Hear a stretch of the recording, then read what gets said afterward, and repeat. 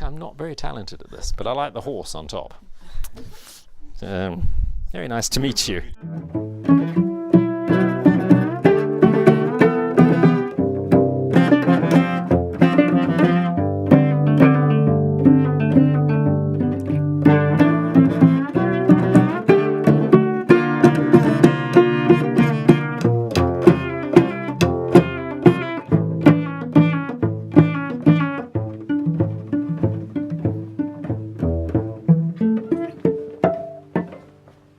Masterclasses, teaching, education, it seems to be something more than essential in your what you're doing. Yes, I enjoy it. I mean, here, well, I've been kept very busy here because I did 2 full concerts, and one chamber music, 1 recital, and then I did a concert for children with my friends, and then I did 2 masterclasses, yeah. And then, yes, both playing for children and giving masterclasses are very important to me.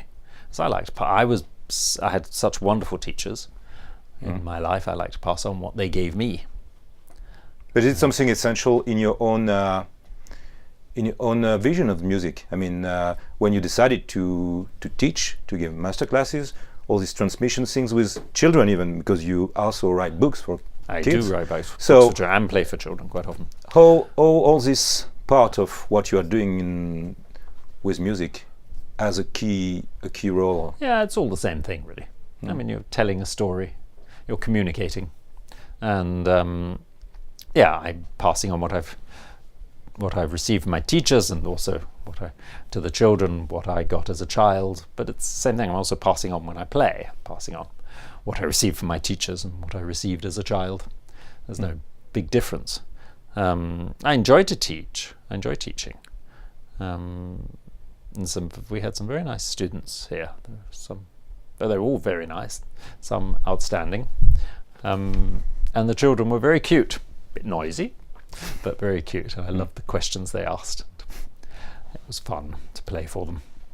French music was in the center of this masterclasses. Was. Fauré, Ravel, And Saint-Saëns, also for the concerts were all plus French, the concert almost too. all Yeah, French. we'll speak about Le Retrouvé. But tell me about the relationships, the special relationships that you get with French music. Even when we say French music, it means different composers, so Yes, that's true. wide angle. But all this French music, tell me about the relationship you had with this music during your all musical education till now. Yeah, I mean, French music is very important to me. But I think a lot of people, when they think of French music, they think of particularly of Debussy and Ravel. And I love Debussy and Ravel. For me, the major figure in chamber music anyway is Fauré, Gabriel Fauré. And also somebody I love is Saint-Saëns. And last night we played Saint-Saëns' second piano trio and Fauré's second piano quartet. And many people said they did not know these pieces, which I don't understand why in France, apparently, you don't hear much Saint-Saëns or Fauré. Because, I mean, Saint-Saëns is a wonderful, fascinating figure in music, and I love his music. I think a lot of it is really wonderful. It's so imaginative, and it's so full of life and brilliance. And actually, this piano trio we played is really quite moving. It's got real substance, this piece. Beautiful. I mean, I also like the piano concertos, which are so brilliant and fun, but there's more to him than that. I think he's a major composer.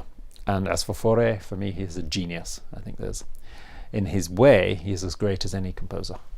And when did you fall in love with his music? When I was about 10 years old, I think. My teacher loved Fauré.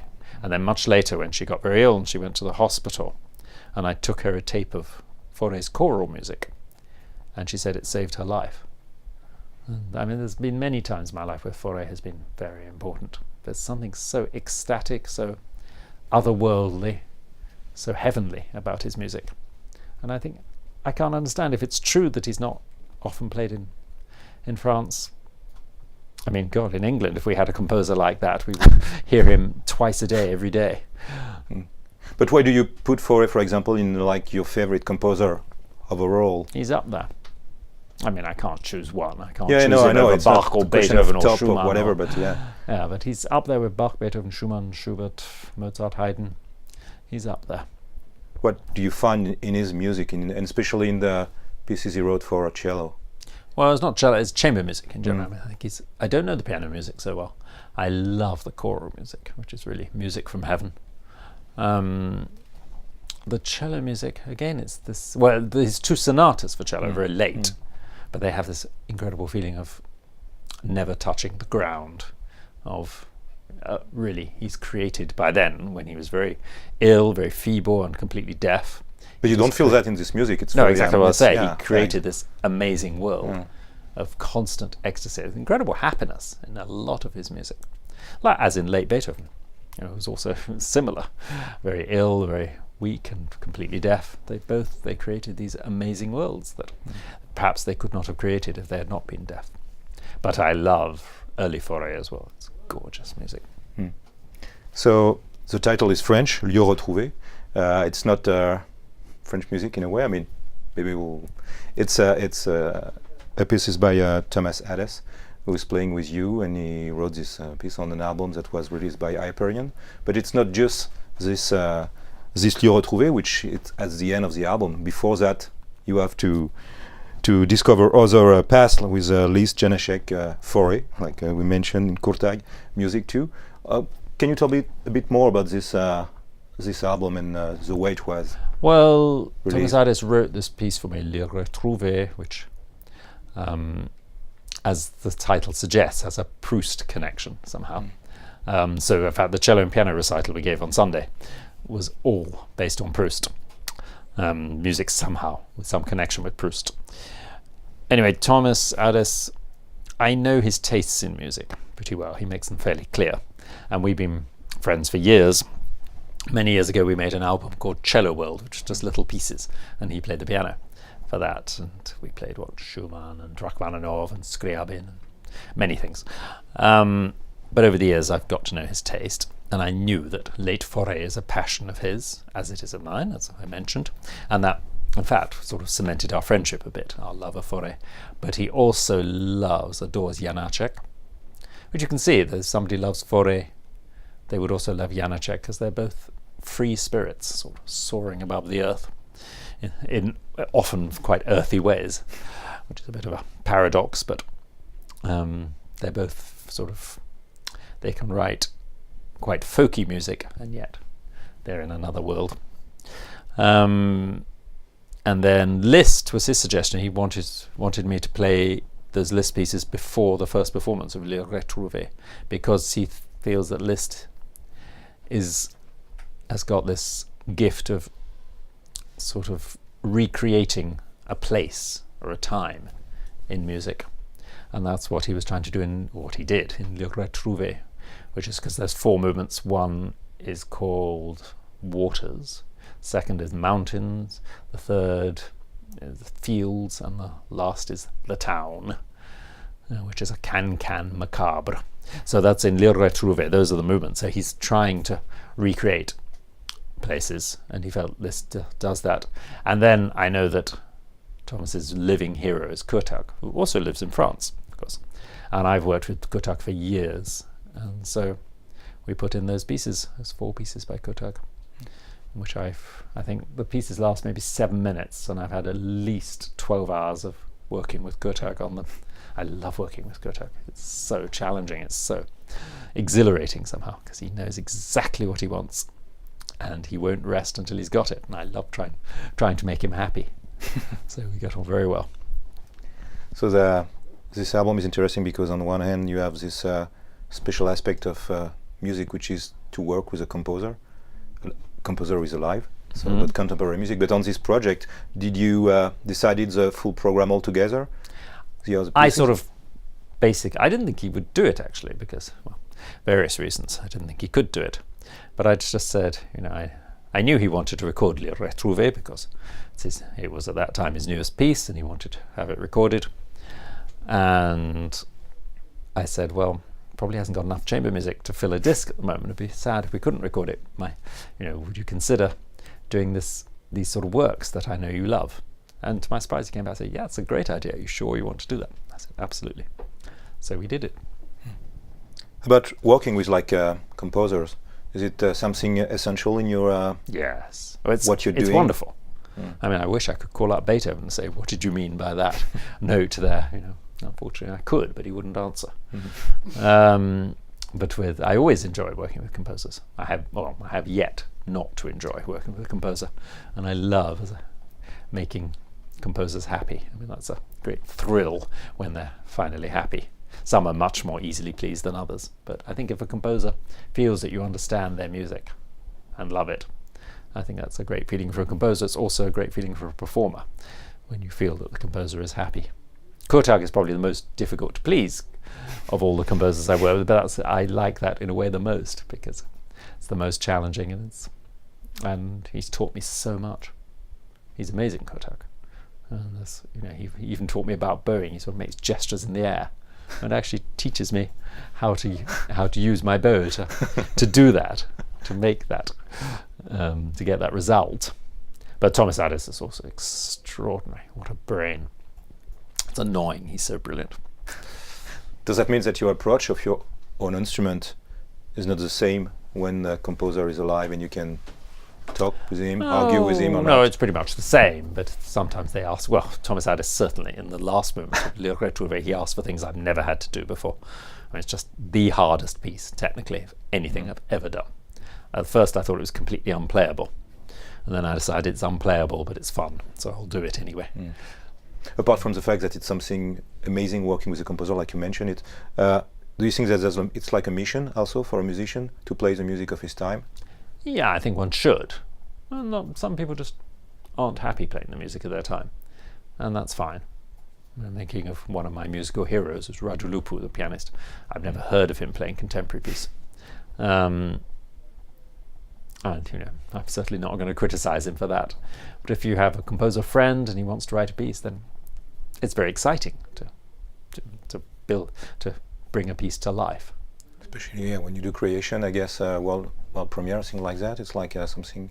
It's very exciting. I also love discovering forgotten old pieces that haven't been played for many years, and it's like getting a message from a dead composer, like one of the Liszt pieces we recorded. I think I was the first person to perform it at least for 100 years or something. And that was great. It was really like getting a personal message from Liszt. Is it something very natural for you to jump from a repertoire to another, from a century to another? Yes. And is it like an oxygen, something you need? Yes, I wouldn't want to specialize in any era particularly, but it's like having different friends. I mean, there's not so much difference between the centuries. There's a difference in language and accents, but still, I find a lot of similarities between, say, Bach and Kurtag, for instance. Being open-minded like that, something that came from when you were like a little kid, or it grows years after years? I mean, as a cellist, you can't really specialize. Because, I mean, I suppose as a Baroque cellist, you can specialize in Baroque cello, but there's only 5 Beethoven sonatas, no Beethoven concertos except for the triple, and 2 Haydn concertos, and so on. It'd be a shame to specialize. I love to play music of the 18th century, music of the 19th century, music of the 20th, and now music of the 21st. How do you choose the repertoire you play? I mean, your evolution is like step by step, or you know exactly the direction where you want to go? Sometimes you surprise yourself. No, I just get an idea for a project, for a recital. I like to have recitals that somehow have some basic idea behind them. And I'll just get an idea. I'll write down a program. Sometimes it won't happen. Sometimes it won't happen for years. Like next season at the Wigmore Hall, I'm doing a program several programs I've had in mind for years. It's music, chamber music written around war, the world wars. So chamber music in time of war, or something we're going to call it. And I wanted to do that for ages, but then the opportunity Which composers?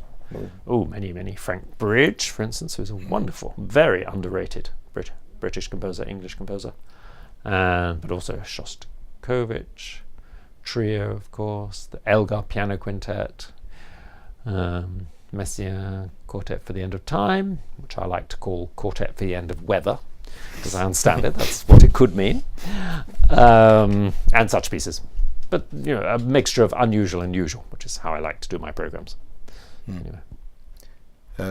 When we're talking to you, it's always like paired instruments and get strings are always in the middle of the conversation. From one time to They another. must be. Remember the first time you had like you played with gut strings? Usually, Really? not always. Usually. When was it? And do you remember the first feelings that you had when you played with gut strings? I started with gut Yeah. strings. It wasn't so unusual when I was a little boy. You know, all the older teachers, if they didn't use gut strings, they at least had used gut strings, and most of them preferred them. Until the Second World War, every string player would play on gut strings. Gut strings, yeah. And then after the Second World War, partly because it was difficult to get the sheep from which gut strings are made, during the Second World War, the steel strings started to be used. And they're more, maybe they're more brilliant sometimes, they're cheaper, they're supposed to be more practical, though I'm not sure that's true.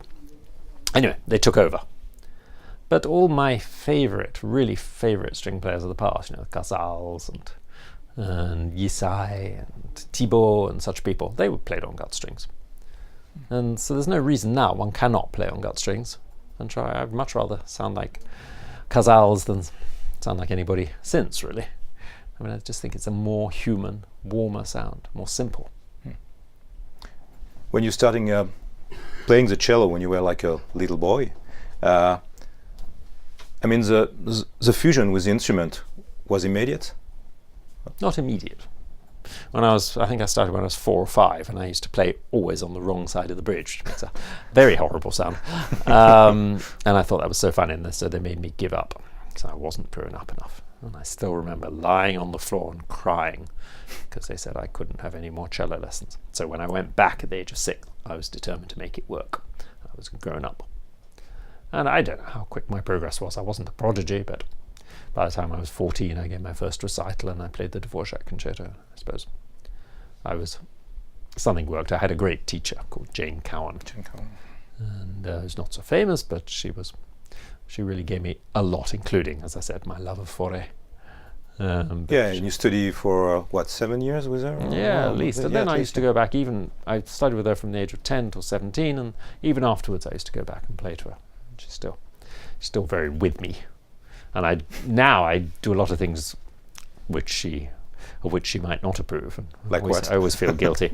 Complicated. I mean, just very specific things like the leading tone, which is, say, if you're in C major, the leading tone is B because it's the closest to it. And she told me, it was a matter of intonation, she said, when I hear a flat leading note, my instinct is to kill. Now I've just been recording the Beethoven sonatas with forte piano, which is tuned in a different way from modern instruments, and you cannot do sharp leading notes. They just don't work. So I was doing some flat ones, and I was like, she's going to come and get me, but she hasn't yet. So when you were this young cellist and your teachers were very important, did you have some idols as a cellist? Yes, same as today, really. My two biggest idols are Pablo Casals, great Catalan cellist, who is sort of the father of modern cello playing, and he's still my hero. And then a very, very different, as a Russian cellist called Daniel Shafran, who was very much my hero and still is. That hasn't changed really for me. What was your relationship with records in your musical education? I used to listen were you all the time. Records hunter? Were you listening to all that stuff? I got some records of Shafran because he was very unknown then. I got some records sent from the Soviet Union, and that was like a message from outer space. It was so exciting. Yes, I used to listen a lot. I mean, I tell now. Was it important teachers? They were important teachers for you? Yes, it was. Yes, I mean, I hesitate to say that because one should not really get one's interpretations from other people and their records, but they were inspiring.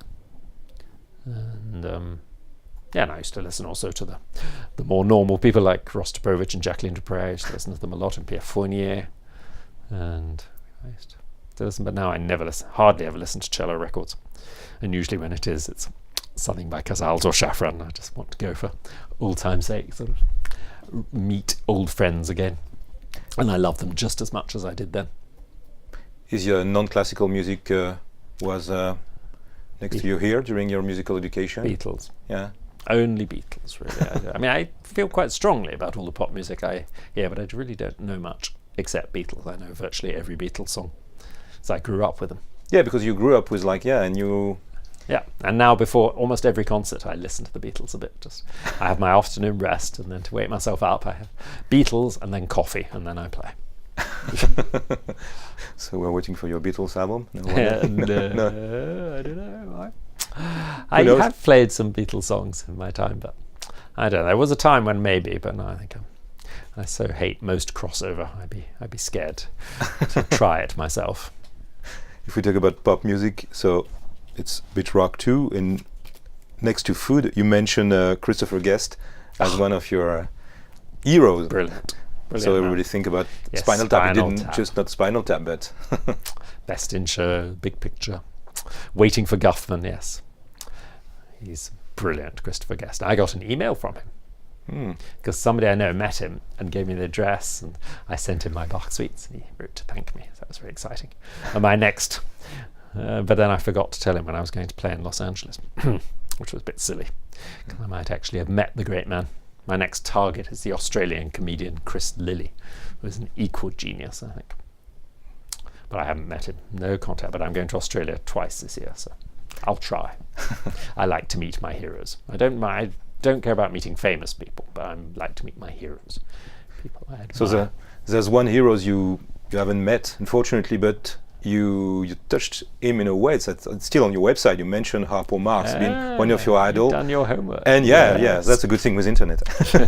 And you mentioned that, his son, wrote a piece for you. He did, for cello and harp. Yeah. And I got to wear, if you know the Marx Brothers, you'll know that Harpo has this huge coat, which an unbelievable amount of things can fall out of.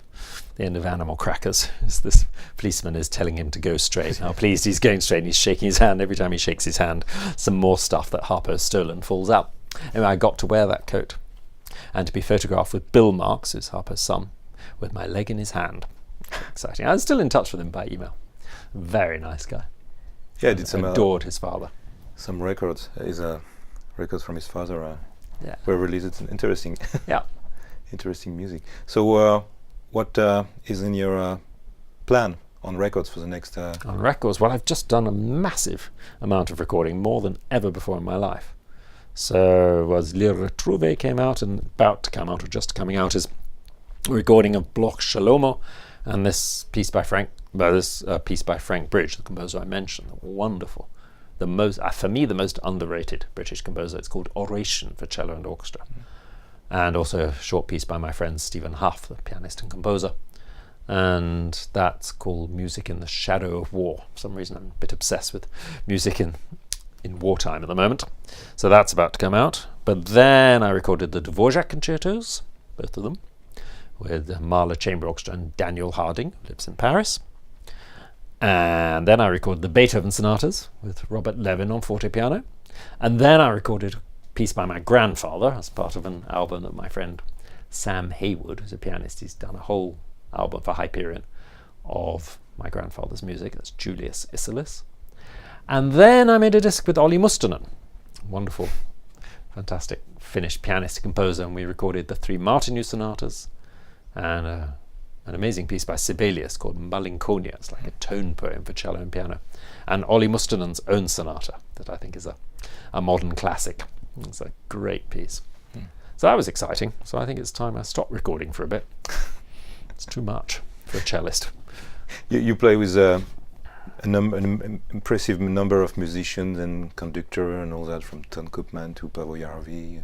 And we can mention a lot of. So I don't want to ask you like a top or something, but is there like 1 or 2 encounter which musically, maybe not only humanly, but musically, were like above because for this reason or another? Yes, I love, actually it's funny, you mentioned 2 of my favourites. Paavo Järvi, who's I think a tremendous conductor. He's one of the few beats I can actually understand. I'm hopeless at understanding conductors' beats, but his is so clear. But also he's a fire. He's a ball of fire, he is. And Ton Koopman is somebody I've actually learned from because he actually knows the concerto as well as he knows the symphony. And that's great. He's had some wonderful suggestions. We have a very good relationship somehow. In fact, I'm playing with him in Paris next year. But when I think of people who really changed my life, I think more of my teachers, so Jane Cowan, but also Sándor Vég, the great Hungarian violinist and conductor. I played with a lot of chamber music with him when I was young. It's funny because I don't think he liked me personally, but that didn't matter. I still learned so much from him. And then more recently, Ferenc Rados, who's a great, also Hungarian, who's András Schiff's teacher. And I've learned a lot from him, and for playing, he wasn't playing for many years, and I started playing with him, sort of made me very happy. He came back to the concert stage, and now he's playing quite a lot. I think maybe I was a tiny bit responsible for that, but it's impossible not to learn from him. He has X-ray vision into music. He's great. So people like that have been the biggest differences. Okay. Thank you, Stephen Isserlis. So, last album, Lieu retrouvé, is available on Hyperion. Merci. Hyperion. Merci beaucoup. Merci à vous, monsieur.